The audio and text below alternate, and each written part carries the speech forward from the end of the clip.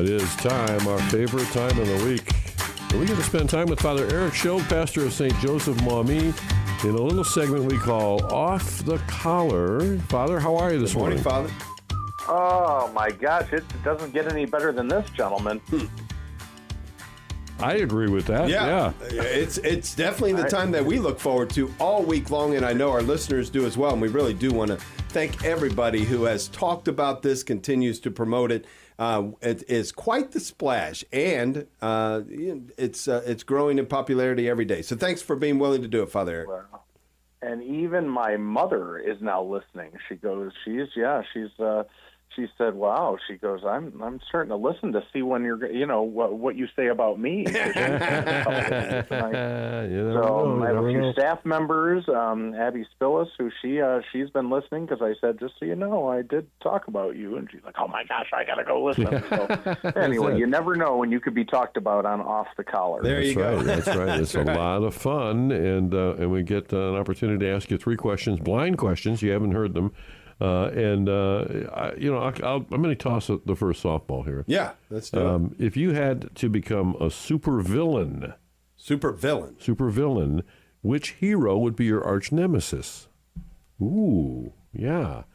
You see, every supervillain has an arch nemesis that's a superhero, right? Yeah, and this is something we've all thought about. I mean, we all have our arch villain, I'm sure. I mean, we all have our supervillain.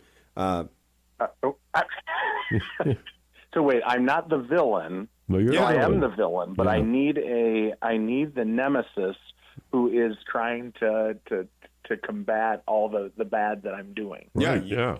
Who's the good guy you're taking out? So is this an actual superhero, or am I creating a superhero? No, it's one that would be known to most. Oh, known to most. Well, so I think going back to my dear dad and what we would always watch together. Do you both remember this? What we would always watch? I don't remember you talking about. Yeah. Was it? Oh my Batman? gosh! No. It was Batman from Adam West and Burt Ward. Oh, that's right. The boom, the blast, the original boom, pow, plat. What I don't know what. Yeah. So if I had to be taken out by somebody, I'd want to be taken out by Batman. Ah, I like it. That's good. Yeah. So, but your take, honestly, it's talking about you taking him out. So you're comfortable taking out Batman, and I think that people should be talking about this. Father Eric wants to take out Batman. I mean, I don't know what it says about you, but I'm not sure I would want it said about me. That's all I'm saying. All right, here we go. But the good guy always wins, right? True. Yeah, the good one always wins. So you're not going to be able to take him out. But since you have to pick somebody, I do like that it's Batman. So, all right, here we go. It is an interesting psychological study, what that would mean about me. Anyway, keep going. And believe me, it's not the first thing that's been revealed about you psychologically that people come up with. But it could be. All right. If you could relive any moment in your life, if you could relive any moment, which one would it be and why?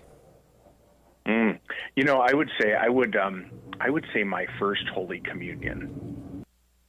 I think my first Holy Communion because, again, as I see these kids making their first Holy Communion and they're so holy, I'm like, oh my gosh, they're holier than me, and I'm like, I'd love to just go back to my second grade self and be able to kind of go, man, did you think that, you're going to be a priest one day, right? and then that this Eucharist that you are, receiving and just so excited about, and all that is also going to be something that happens in your hands. I just think that would be something that I would love to go back and just kind of relive. And, it would also mean that I'd actually fit in that suit. Which I don't. Do you have a clear recollection of that day? I do. So I remember the suit that I wore. Yeah. I remember the one rosary that I got.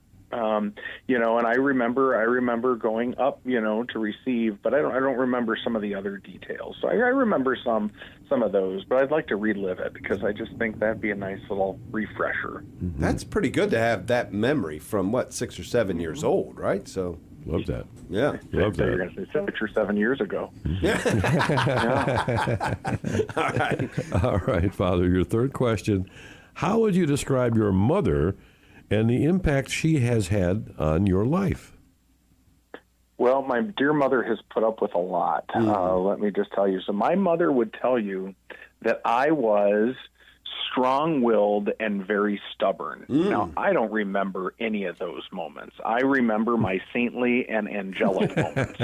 Okay, which really, that's the only ones that I can ever think about. But my mother put up with a lot. My mother would be the one to tell you about how when I would get all ticked off when she'd beat me at Candyland. Candyland. Oh, I'd be ticked off. No wonder you had such a bad week last week.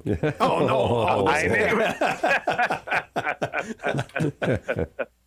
But, you know, my mother has always been a very patient and loving person. She is, I will tell you, she is very much opposite of me in the fact that she, you know, I'm the bombastic kind of, you know, big personality, and she is just the sweet, demure. Now, she's got a little stubbornness in her, too, but she always mothered us with great love and a quiet kind of faith as well.